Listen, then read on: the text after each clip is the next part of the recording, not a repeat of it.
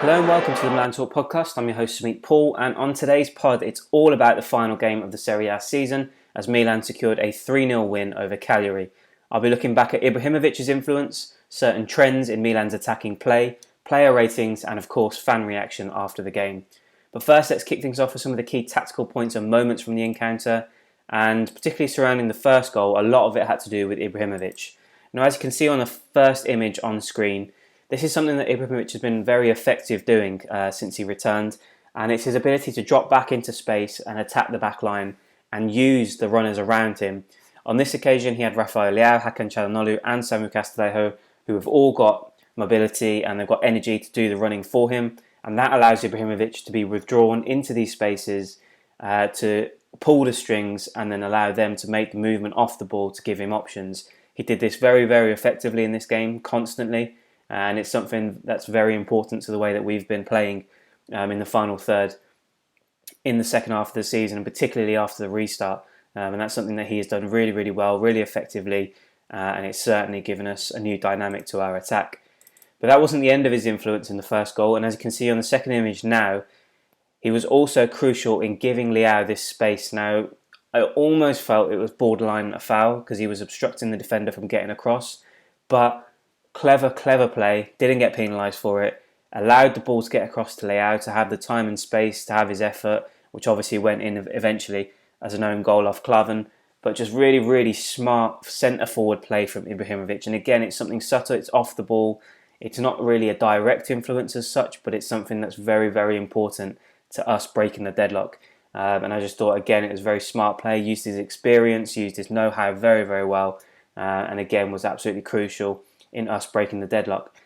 But another point on this picture that I wanted to point out was just how much attention and how much of the focus of the Cagliari defence is through the middle on Ibrahimovic and Çalhanoğlu. Now they've linked up really well in the last few games, and I feel as though that's perhaps kind of influenced the way Cagliari have set up here, because as you can see, Çalhanoğlu's got 3 men around him, Ibrahimovic has got a marker on him, and that's Klavan at the back post who's kind of just marking space at the minute. But just look at the space that both Leao and Castillejo have got on either side on the flanks. That's what happens when you kind of see the defence collapse into the middle, through the middle, kind of closing a space down on Ibrahimovic and Çalhanoğlu to stop that particular threat. And what that does, and especially given we're getting men forward in numbers, that gives Leao and Castillejo the opportunity to get forward and have space on either side of the back line. And I thought we did that really effectively throughout this game. This was one example, obviously, because it led to a goal. But it's something that reoccurred throughout the game where those two particularly had a lot of space down the flanks and were very, very dangerous. And then just to finish things off, as I said, just to point out even further just how important Ibrahimovic's physical impact on this goal was. As you can see there, he's blocking off the defender from getting across to Leao. That gives him the opportunity to take his time and get a dangerous effort off. Unfortunately, we've kind of forced our own luck, if you like, in this situation. And eventually the ball found the back of the net off Klavan for an own goal. So Ibrahimovic, brilliant in the first goal for many, many reasons. The second image is, of course, his goal, our second on the night. Of course, the picture doesn't do it justice. It was an absolutely beautiful strike into the top corner. Again, just shows his absolute class, his ability to still score top-notch goals, and his direct influence on our attacking play. Again, obviously, disappointing that he missed a penalty. Could have had another goal. And he also had a big chance in the first half. But this just shows his prove his quality. And again, just another great example of what he brings to the team, not only with his assists and his creativity, but also his finishing clinical edge in the final third. So another top performance from Ibrahimovic. And then finally, just to focus on the last goal. If you watched the pod last week, you would have remembered that I pointed this out in terms of the goal that epitomised Pioli's Milan against Sampdoria. It all started with a Gabbia interception, and within 7 seconds of that interception, Milan had gone down the other end of the pitch and Ibrahimovic had scored our goal. It was actually eerily similar, the third goal, in terms of what happened. Now, as you can see, this is the first image. Gabbia stepping up into the Cagliari half. He doesn't quite make the interception, but he forces the error from the pass. The pass then finds its way backwards. Ibrahimovic applies great pressure, intercepts again, and then that sets us off with Castillejo. And I want to give a hats off to Jack Bonaventura, because obviously we all know now that this was his last game. The emotional scenes after the game prove that. But just looking at this last image, I was fully expecting him to take the shot, go out in glory with a goal, celebrate his moment and enjoy it. But just the selflessness of this situation, where he could quite easily had an attempt on goal, but no, he took his time, composed, picked out Castillejo in the middle, who did brilliantly to turn and finish.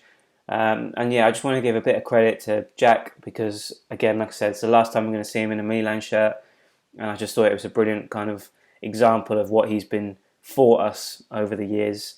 And it was just nice to see him at least sign off with an assist and a direct impact on the win. So yeah, really impressed with that, and just massively impressed with us as a whole, really. I thought it was a really, really good performance. I'll go into more details in the individual basis through the player ratings, but just really, really proud of this team, the way that we've done since the restart. That's 9 wins and 3 draws in 12 post-lockdown games, scored 35 goals, and we're the only unbeaten team in Serie A since the restart. So just absolutely brilliant, and the way that we've developed this mentality, this style of play, this culture. Hopefully this will all stand us in good stead, with a couple of reinforcements in the summer heading into next season. So I'm really, really pleased with that. So moving on to the player ratings, kicking things off as ever with Gigio Donnarumma. Very little to do, but as he always seems to do, produced a brilliant save when called upon late on to preserve his clean sheet. I was delighted to see him get a clean sheet, because we've been struggling with that in recent weeks, where we've conceded the odd goal. But just shows that he's always switched on, always ready to do his part and contribute, and that was a brilliant late save. I thought Davide Calabria was excellent, 7 out of 10 for him as well. Top performance, both phases of the game, defended resolutely, attacked well down the right flank, and just another mature performance from him. He made one error in the first half where it was typical Calabria, an errant pass backwards which almost undid us. But overall I thought he did okay, and so I was impressed with him for a 7 out of 10. Simon Kjaer also gets a 7. I thought it was another excellent display from him. I think he's really stepped up in Romagnoli's absence. He's used his leadership, his experience really well. He's marshalled the back line. So yeah, 7 out of 10 for Kjaer. Gabbia, also a 7. I think this game actually just showed the quality and maturity that he's now developing. And I think he's making a case to remain next season as a backup option. Composed, assured, no nonsense, always alert and accurate with his distribution. Kept it very simple. If Kessie was in space, quickly offloaded it and let him do the job. But I think it was a really more mature performance. I think he's really benefited from playing alongside Kjaer. I think the experience and the kind of the calmness that he gives off to the rest of the team has helped Gabbia settle. So I think it's a really, really positive end to the season for him, and hopefully that's something for him to build on and push Kjaer and Romagnoli for a place in the starting lineup next season. Theo Hernandez gets a 6.5. I think it was a good shift from him. I think he motored forward whenever possible, adding that attacking dynamic that we'd love to see. He looked good defensively again, which is very important.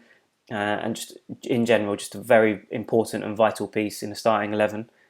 Frank Kessie and Ismail Benacer both get a 6.5 as well. I think they were both a little bit sloppy, particularly early on. But that don't take anything away from the progress and development that they've both shown. I think they're brilliant with their defensive duties. I think they continue to play a very important role in the transition from defence to attack and making that happen very quickly. I think they're fundamental to the way we play, and there's absolutely no reason why those two aren't going to be pillars of the team for many years if they can maintain this level. So really impressed with both of them again. A little bit sloppy, not quite as influential, but again, good enough for a 6.5, and definitely not a bad performance by any means. Samuel Castillejo gets a 7. I think he did brilliantly to take his goal, and he provided an assist too. Was involved in other key moments, and coupled with his work rate, which you can never be faulted, I think it was really refreshing to have him back, because although Salamakers has offered that work ethic, he hasn't always offered that level of quality that we need in the final third. And Samu came back and did his job, and just capped off what has been an excellent personal turnaround for him over the last few months. So pleased with him. Hakan Çalhanoğlu gets a 6.5. I think he's always making himself available. He always wants to get on the ball and make things happen, and that comes with confidence and belief in your own ability. Perhaps lacked that little bit of quality in the final third, though, that he's been showing in recent weeks, and he obviously missed that big chance to take his goal tally up. But overall, I think it's just a positive display in terms of his influence and desire to get on the ball and make us tick, but just looking for that bit more quality as he's shown in recent times. Rafael Leao gets a 7. I thought it was really positive from him with his pace, directness and threat down the left flank. He's obviously forced the own goal with his direct play. Unfortunate that he had to go off, really. This was a big opportunity for him. He was obviously doing very well. He had that shot that crashed off the crossbar. So yeah, just disappointing to see him not finish the game, because it was an excellent start from him, and it would have been nice to see him kick on and finish the game in style, but that wasn't to be. But a good performance nevertheless. And then finishing off the starting lineup with Ibrahimovic, 7 out of 10 for him. Marked down slightly because of the missed penalty, but overall sensational strike to make up for it and doubled our lead. Should have had an assist for Çalhanoğlu, and overall, like I said and pointed out earlier, his influence and his impact on our attacking play has been vital. And he just, long may it continue. Got to extend that contract, keep him at the club next season, and he's certainly got a big role to play for us. Even though he's now 38, you would not believe it watching him play last night, and just excellent performance from him. Moving on to the substitutes, Bonaventura 6.5. As I said, his last outing as a Milan player, grabbed an assist and showed real selflessness to set up Castillejo. He will be missed, there's no doubt about that. Perhaps it is time to move on. Perhaps you might believe that he's shown enough in the last few weeks to suggest that he could have played a role. I personally believe that he could. If you think that we're going to play potentially 50 plus games next season between Serie A, Europa League and Coppa Italia, we do need squad depth and quality, and Bonaventura provides that. Injuries have taken their toll on him, no doubt. He's had some serious knockbacks along the way, and I think those have had an impact on him, but always a class man. Excellent on and off the pitch.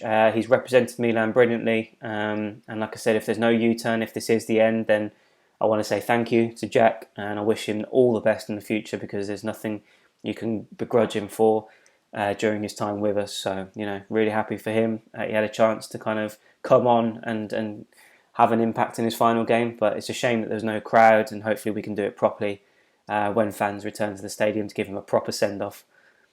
Daniel Maldini gets a 6. I think he kept things pretty simple. He was effective, but I think, as you're going to see with more playing time and growth and in his maturity, we want to see more from him. Trying more on the ball. So that would be something for him to work on. Marco Brescianini, similarly to Maldini, I think he was accurate and efficient. He picked up the ball in some good places. He intercepted a couple of passes, and he'll do more. He'll get more influential as his confidence grows with playing time and experience. So 2 young players there who are certainly knocking on the door, and hopefully we'll see more of them in the future. Leo Duarte came on too late to get a rating, so finishing things off with Salmakers.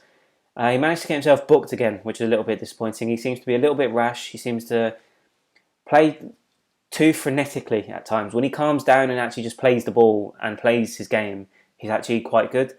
But I think he plays too frenetically at times, and it kind of rushes himself, makes mistakes. But good energy off the bench, and that's all that we were really looking from him at that point. So as I said, 3 points, more goals, a clean sheet, nice way to finish the season. I think we improved in the second half and had a clinical end product. I thought Gabbia was excellent, Ibra looked timeless.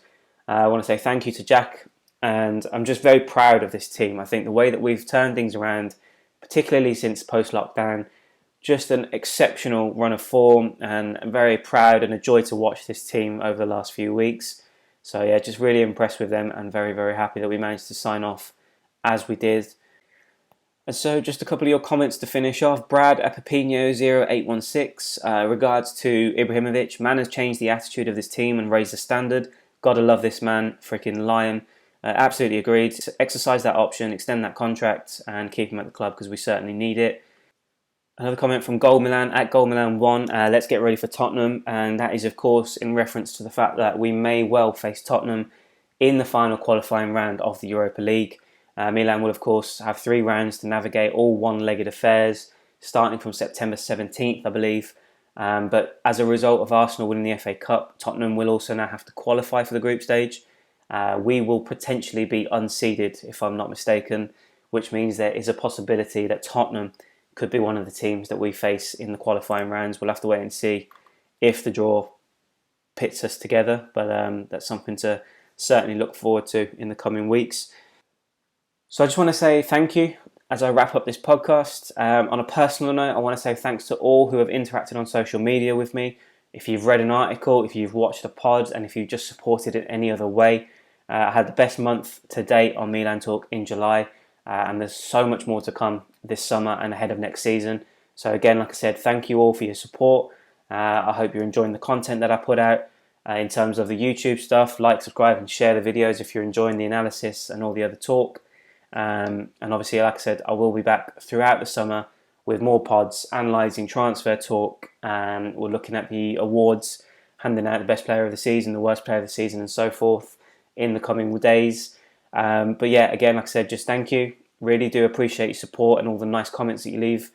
Definitely makes it all worthwhile, gives me the motivation to keep putting the content out and enjoying the job.